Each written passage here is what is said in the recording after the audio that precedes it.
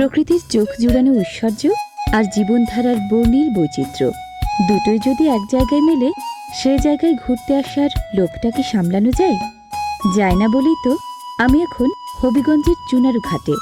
প্রায় 200 বছর ধরে এখানে বসবাস করছে মণিপুরী নৃগোষ্ঠীর মানুষ। ভিন্ন স্বাদের সন্ধানে এসে প্রিয় দর্শক, স্বাগত জানাচ্ছি সেই মণিপুরীদের বিশগাঁও গ্রামে। হবিগঞ্জের সবচেয়ে বড় উপজেলা চুনারু ঘাটে মোট 10টি ইউনিয়ন।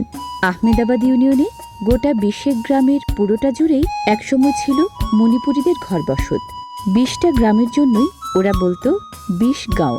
সেই 20 গাঁওয়ের যে 5টি গ্রামে এখনো মণিপুরীরা আছে, তারই একটি ছয়শ্রী নামের এই গ্রাম।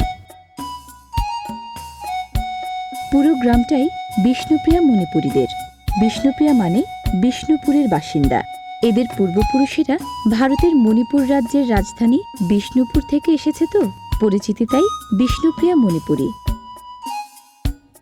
নৃতাত্ত্বিক বিবেচনায় মণিপুরীরা মঙ্গোলীয় মহাজাতি গোষ্ঠীর তিব্বত ব্রহ্মশাখার কুকিচিন জনগোষ্ঠী।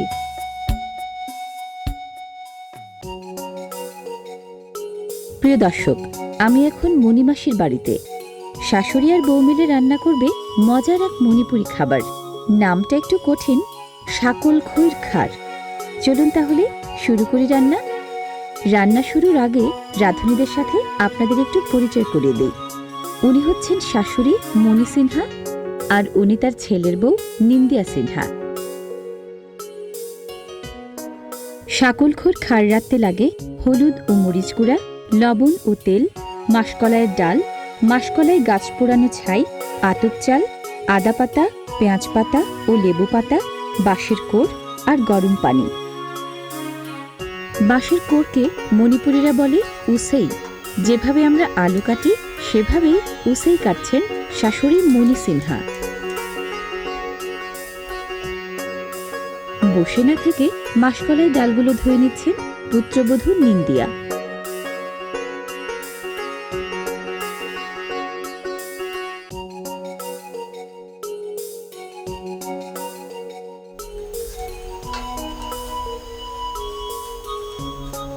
ডাল শেষে চালের পালা।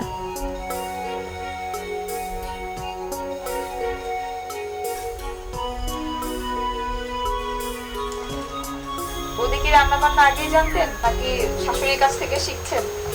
আগে থেকে অল্প অল্প জানতাম, তারপর মার কাছে এখন কাটা পুকুর হয়ে শেখা।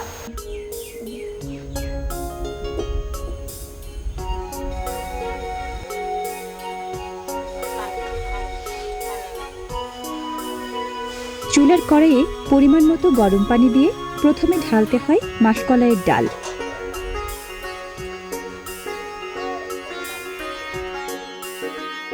খানিকটা নেড়ে চেড়ে এরপর আতপ চাল।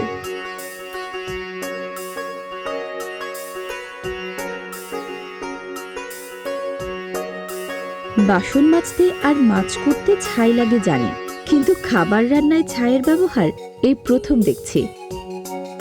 ছায়ে গরম পানি ঢেলে ছেঁকে নেওয়া হচ্ছে ছাইয়ের নির্যাস। ছাই ধোয়ায় জল রান্নায় ব্যবহৃত হয় খার হিসেবে। ছাইটা কিভাবে বানান? ছাইটা হচ্ছে ও মাসকালাই করার পর গাছ থাকে, গাছটাকে পুড়ে তারপর পুরো ছাইগুলো ওই ছাইগুলোর মধ্যে গরম পানি দিয়ে ছাইটা হয়। এই পানিটাই খান। লাল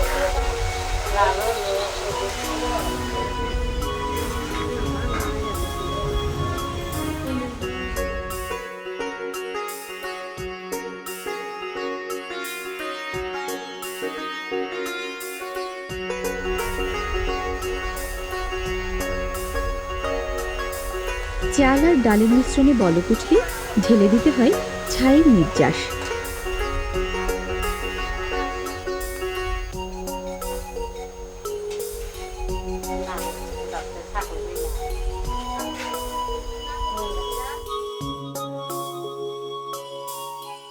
এরপর উসেই নামের বাঁশের কোড় পানিতে ধুয়ে ছেড়ে দিতে হয় মিশ্রণে।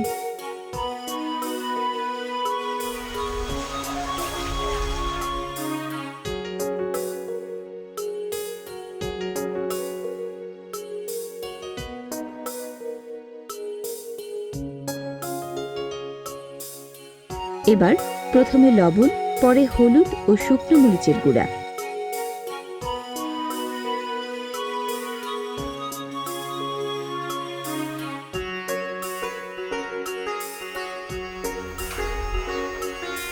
এটা সিদ্ধ হবে এখন? কতক্ষণ লাগবে? মজার ব্যাপার হচ্ছে মণিপুরীরা কিন্তু পেঁয়াজ আর রসুন একেবারেই খান না। শুনেছি পেঁয়াজ রসুন ছাড়াই নাকি মণিপুরীদের রান্না বেশ সুস্বাদু হয়। সেদ্ধ হওয়ার সময়টায় আদা, পেঁয়াজ পাতা ও লেবু পাতাগুলো ছিঁড়ে ছোট ছোট টুকরো করে রাখা হয়। মাঝে মাঝে পরখ করে দেখতে হয় মিশ্রণের উপাদানগুলো ঠিকঠাক মতো সেদ্ধ হলো কিনা। মাসি, এই রান্নাটা কি অনেক পুরনো রান্না আপনাদের মণিপুরীদের? এটা খুব পুরনো রান্না। হ্যাঁ। মাসি, এই যে ছাইটা যে দিলেন, এই ছাইটার কোনো উপকারিতা আছে? উপকারী আছে। কি হয়? উপকারী যেমন শরীর ব্যথা এলে খাইলে কিন্তু শরীরে খুবই উপকার, ব্যথা ভালো। আর সবজি গাছি এগুলো তো ভালো। মিশ্রণটা ঘন হয়ে এলে বাড়তি পানি দিতে হয় আন্দাজ মতো। আচ্ছা, এই যে শাকল খই মানে কি? মাসকলাই ডালটা কি আমরা সকল ভেজে দিই। পানি দিতে হবে কি? নামাবেন?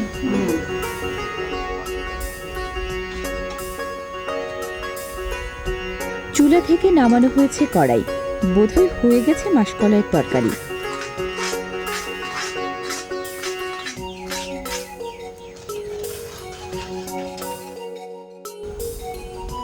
না, কড়াই তো আবার চুলায়।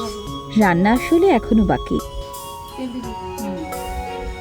কড়াইয়ে গরম হচ্ছে তেল, তার মানে ভাজা হবে কিছু। ও, সেই 3 জাতের পাতা।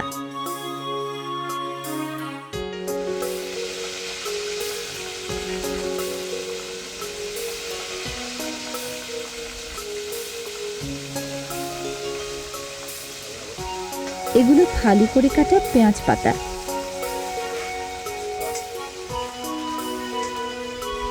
তেলে ভাজা পেঁয়াজ পাতার সাথে এবার নামিয়ে রাখা তরকারির সূক্ষ্ম।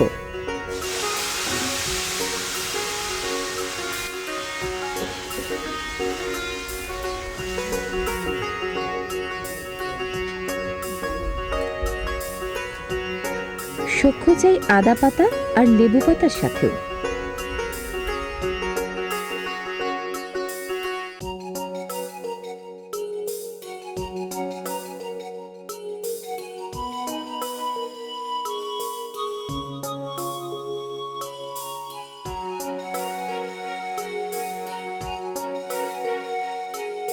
হ্যাঁ, এবার মনে হয় সত্যি সত্যিই তৈরি মাসকলাইয়ের তরকারি শাকল খইর খার।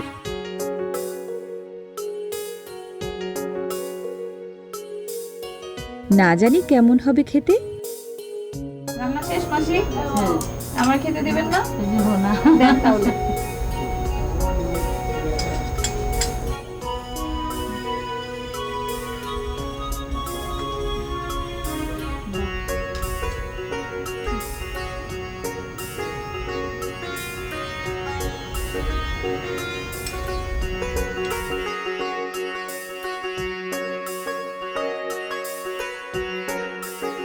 শুধু খেতেই সুস্বাদু না, এ খাবারের বিশেষ গুণ হচ্ছে এটা ব্যথা আর সর্দি কাশি সারায়। মণিপুরের সব রান্নার মাঝেই নাকি স্বাস্থ্যবিজ্ঞানের হিসাব নিকাশ আছে। খাদ্যগুণ বিচার করে খায় বলে মণিপুরীদের মাঝে ক্যান্সার সহ বড় বড় রোগবালাই নাকি হয় না বললেই চলে। মাসি, অনেক মজা হয়েছে। প্রিয় দর্শক, আপনাদের মনে রাখার জন্য শাকল খইর খার রান্নার উপাদানগুলো দেখিয়ে দিচ্ছি আরেকবার। হলুদ ও মরিচ গুঁড়া, লবণ ও তেল, মাসকলাইয়ের ডাল, মাসকলাই গাছ পোড়ানো ছাই, আতপ চাল, আদা পাতা, পেঁয়াজ পাতা ও লেবু পাতা, বাঁশের কোড় আর গরম পানি। প্রিয় দর্শক, আজকের মতো বিদায় নিচ্ছি। দেখা হবে আবার অন্য কোনো জনপদে।